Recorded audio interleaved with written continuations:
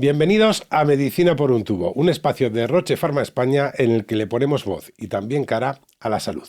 Y hoy tenemos un invitado muy especial, un invitado que puede darnos una visión muy diferente sobre el cáncer, ya que ha estado a ambos lados de la mesa de consulta y además es un gran investigador. Hablamos de Jesús Corral, jefe del Servicio de Oncología Médica del Hospital Universitario de Jerez. Además, es un gran experto en cáncer de pulmón y ha superado un linfoma de Hodgkin. Jesús Corral, bienvenido. Bueno, muchas gracias por la invitación y por entrevistarme hoy. Vamos a empezar por esto último a lo que hacía referencia. ¿Un buen médico es un buen paciente? Yo no lo fui. No sé si todos los médicos son buenos o no. Yo desde luego no lo fui.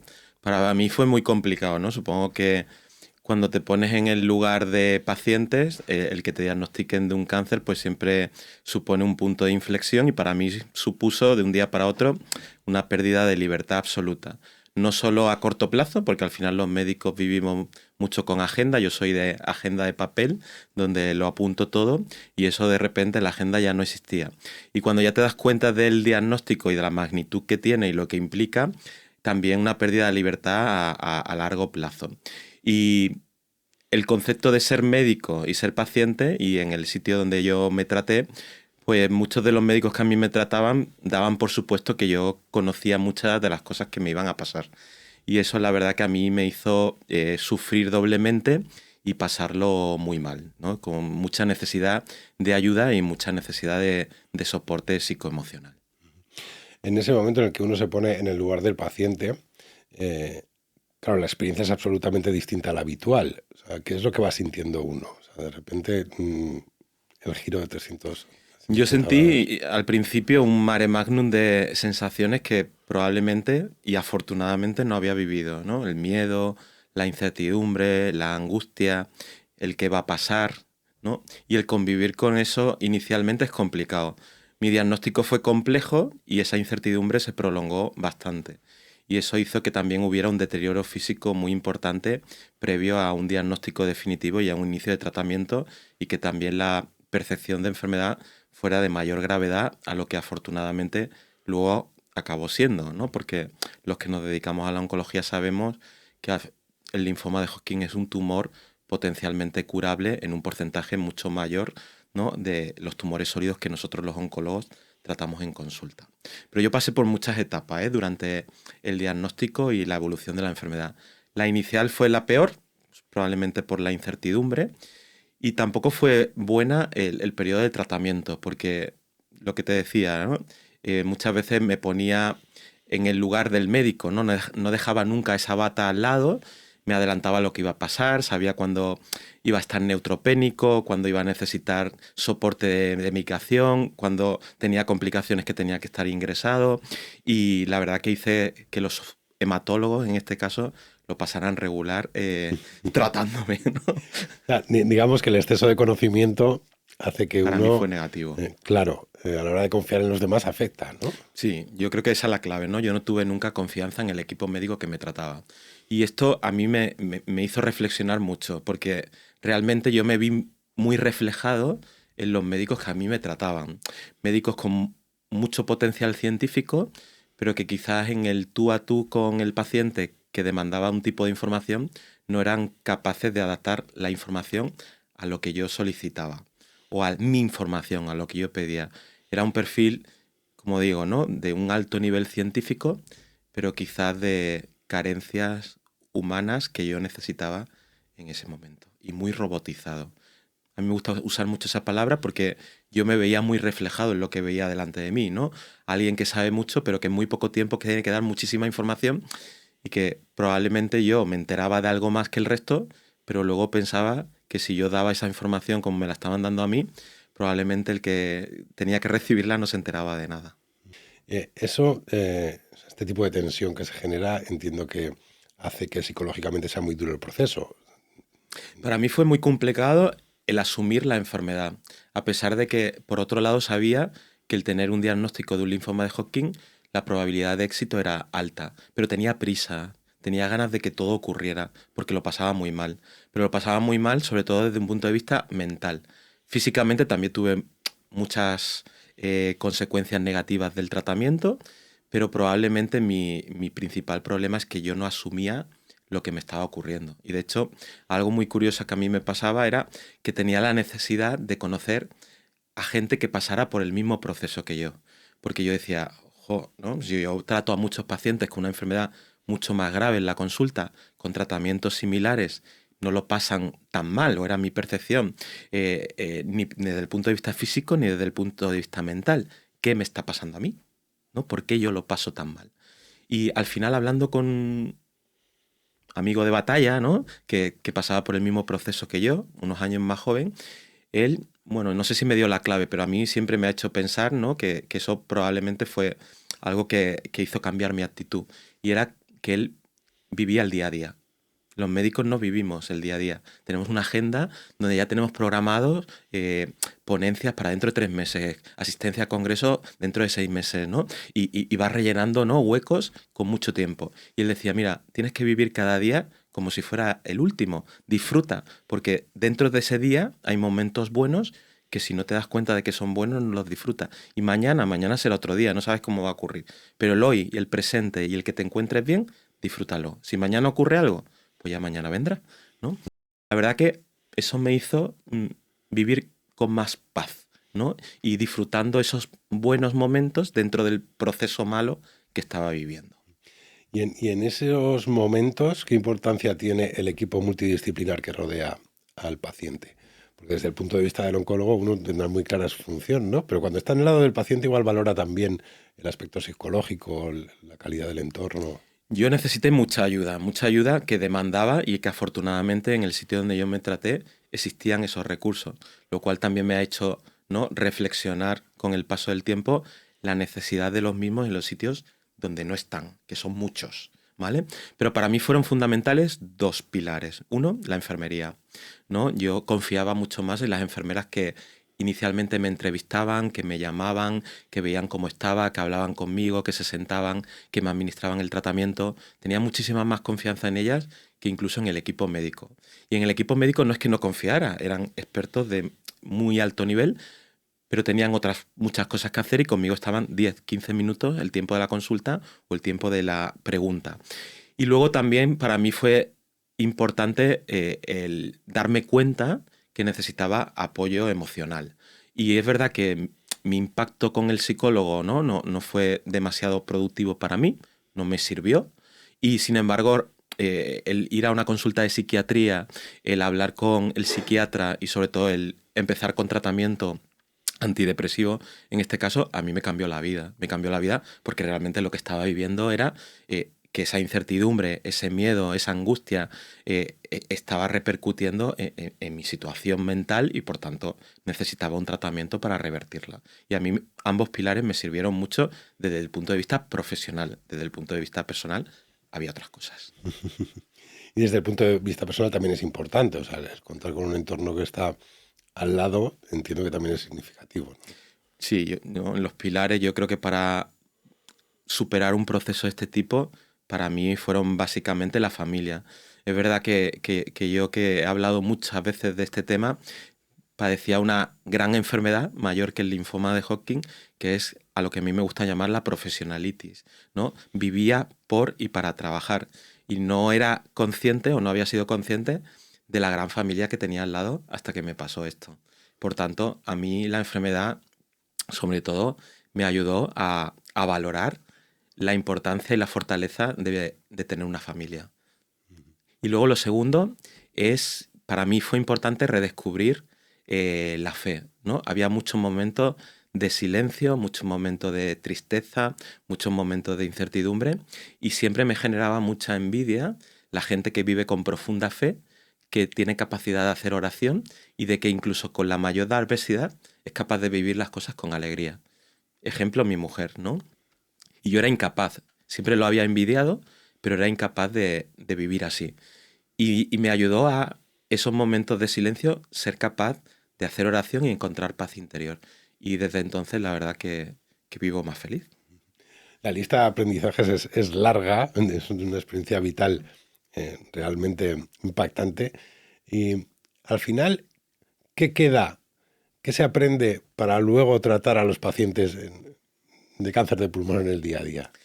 Pues mira, si esto lo escucha mucha gente que está conmigo al lado, dirá, bueno, aprendió muchas cosas, pero las cosas se van olvidando. Y por tanto es importante momentos como este, donde se te recuerda que eso te pasó, para que no se te olviden las cosas que en aquel momento aprendí, ¿no? Aprendí desde el punto de vista profesional que la oncología tiene que ser el paradigma de la medicina de precisión, ¿no? Somos capaces de tratar a cada paciente con una misma enfermedad de manera completamente diferente, pero también tiene que ser el paradigma de la medicina de humanización, ¿no? Tenemos que tratar, no perder nunca el norte de que estamos tratando con mucha ciencia, pero que nuestro fin último es que los pacientes vivan más y vivan mejor, y cuidarlos hasta el final de sus días, cuando las cosas van bien y cuando las cosas no van bien, a ellos y a la familia.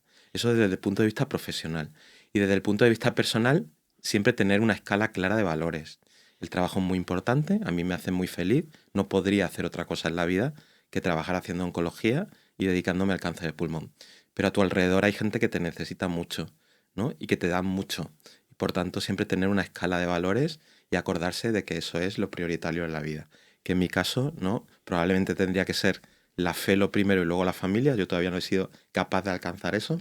Primero para mí todavía es la familia, luego probablemente es la fe y luego es el trabajo. Pero no siempre lo consigo, ¿no? De hecho, vuelvo a decir, si mi mujer estuviera escuchando esto o lo escuche, dirá, esto se lo olvida muchas veces.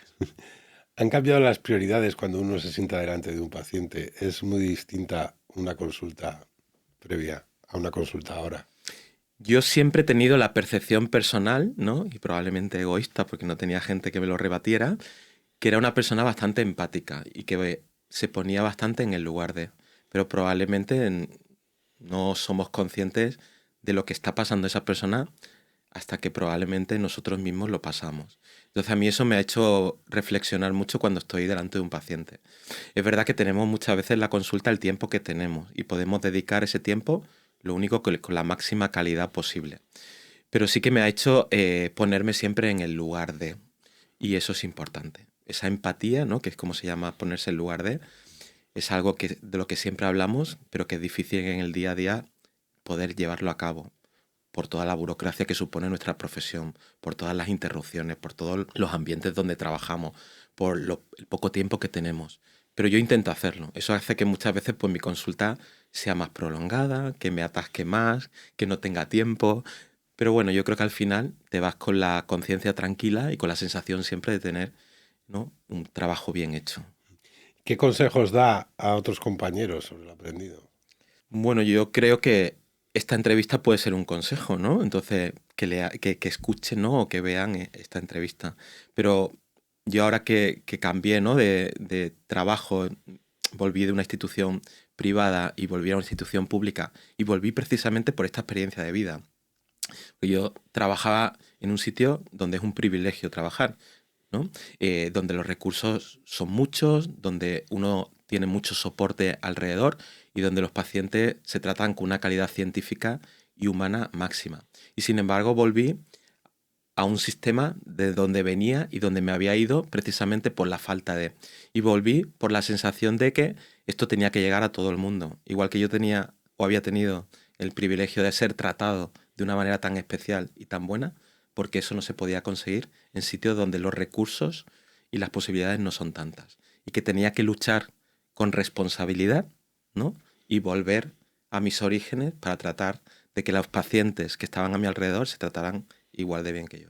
Extraigo, por ir avanzando con los temas, de su perfil de LinkedIn, una frase que es: investigar en oncología no es una opción, es una obligación. Estamos hablando mucho del trato con el paciente, pero hasta que llegamos a ese punto hay que desarrollar en los tratamientos. ¿Cómo aplica esta máxima a su día a día en el hospital, en esta vida ajetreada que tiene? Porque al final también investigan cáncer de pulmón. Pues a mí es lo que más me gusta, ¿no? Es decir, me gusta mucho ver pacientes, pero justo aplicar la investigación clínica en los pacientes. La investigación clínica, en mi caso, ¿no? Y en la oncología es fundamentalmente hacer ensayos clínicos. Entonces, cuando yo volví a trabajar a Jerez, una de las misiones era crear una unidad de investigación y una unidad de ensayos clínicos, de manera que la innovación científica estuviera al alcance de pacientes que tampoco habían tenido esa opción o que para recibirla tenían que desplazarse. Y tenían que desplazarse a provincias cercanas o a provincias más lejanas.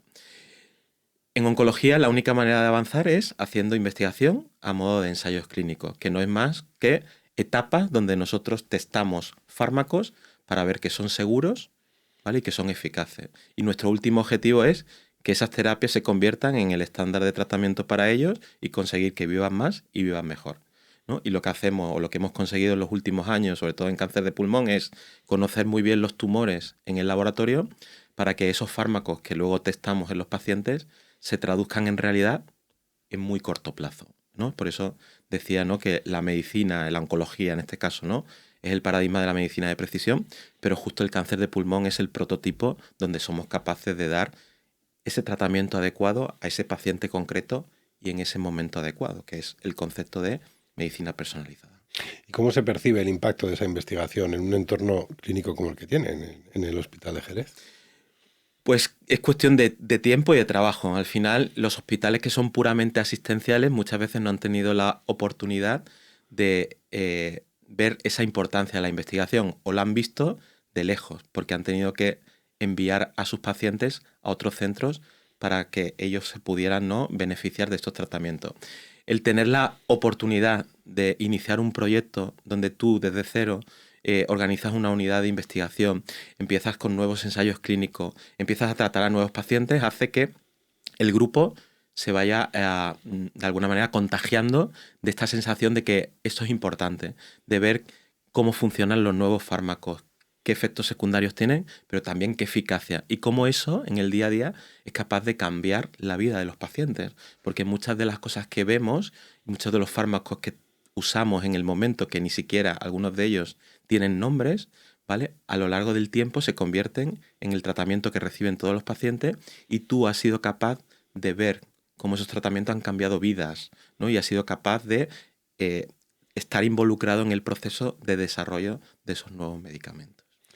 En los últimos años, ¿cómo han cambiado esas vidas? ¿Qué impacto ha tenido la investigación desde el punto de vista del paciente? ¿Una mayor supervivencia?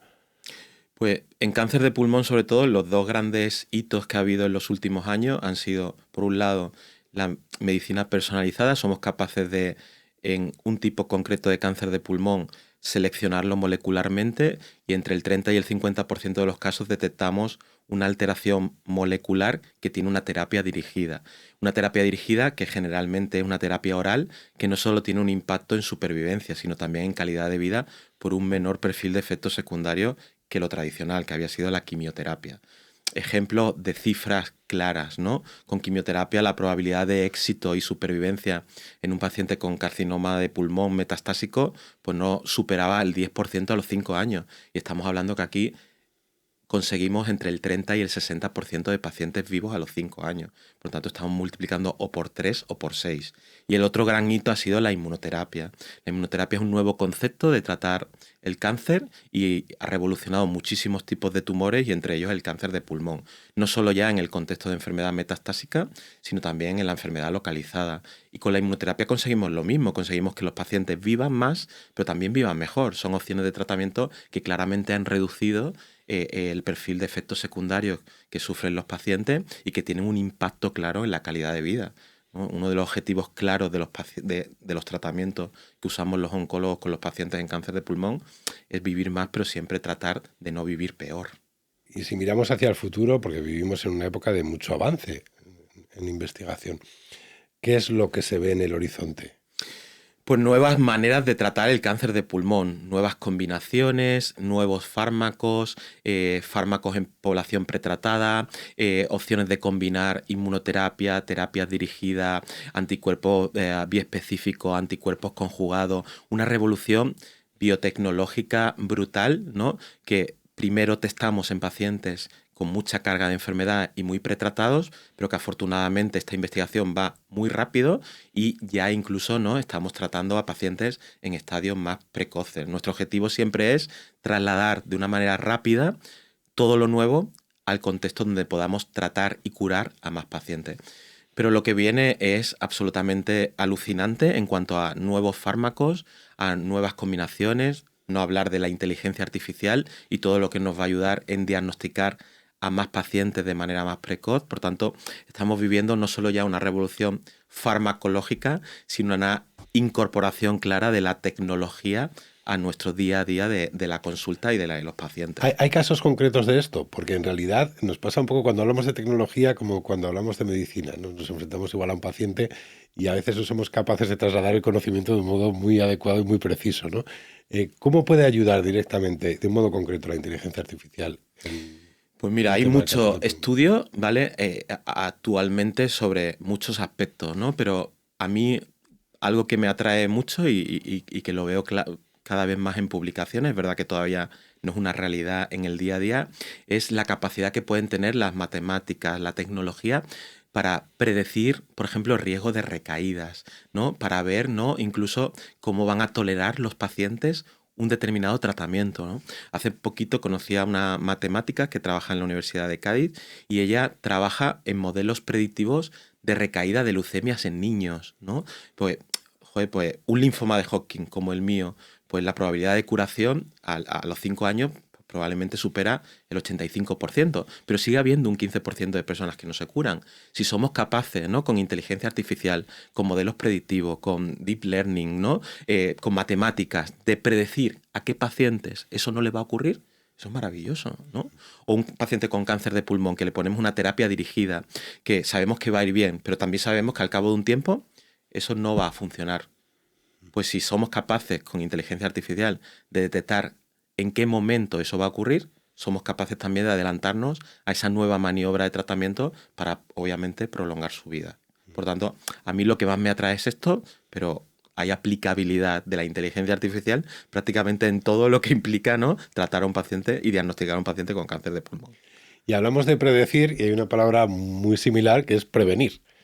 En el campo de la prevención, que es fundamental en todo tipo de patología, pero más si cabe en el cáncer de pulmón, ¿qué es lo que queda por hacer?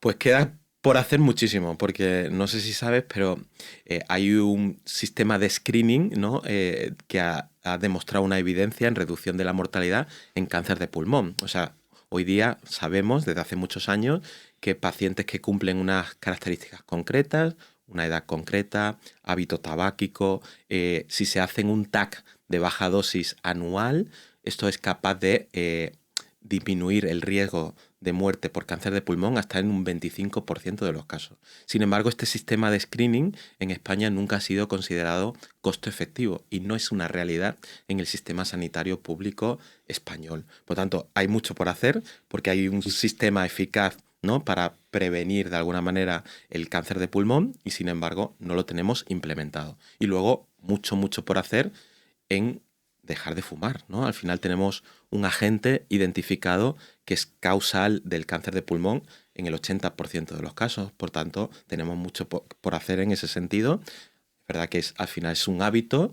cada uno es libre de hacer lo que quiera, pero creo que la combinación de ambos, o sea, la deshabituación tabáquica, ¿no?, y ese sistema de prevención con el TAC de baja tasa anual serían la clave para que esta enfermedad existiera mucho menos. Y por último, Jesús, ¿qué mensaje lanzaría a quien se enfrenta por primera vez a un diagnóstico de cáncer de pulmón hoy? Yo lanzaría 2 palabras. Uno, confianza, ¿no? Uno tiene que confiar en el equipo médico que lo trata y tiene que adquirir esa confianza y eso se adquiere por ambas partes, ¿no? El paciente tiene que confiar, resolver sus dudas y el médico tiene que generar esa confianza, el médico y el equipo sanitario que tratar de siempre generar esa confianza y esa empatía. Y luego hay que abandonarse. Hay que abandonarse porque hay cosas que no dependen de nosotros, ¿no? Yo no me abandoné inicialmente y pensaba que podía controlarlo todo, seguir con las riendas de mi propia enfermedad. Y hasta que no dije, no puedo más, me hundí, ¿no? Esto tiene que llevarlo otras personas. Eso me generó la paz suficiente para superar la enfermedad. Por tanto, confianza y abandono. Pues muchísimas gracias por estas palabras, Jesús. Gracias por acompañarnos. Nada, muchas gracias a vosotros. Y hasta aquí este episodio de Medicina por un tubo. Si te ha gustado la entrevista, no dudes en seguirnos. Puedes hacerlo aquí. Suscríbete, dale a la campanita. Y búscanos también si quieres en cualquier plataforma de podcast en la que utilices. La información, como siempre, continúa actualizada en roche.es. Un saludo y hasta la próxima.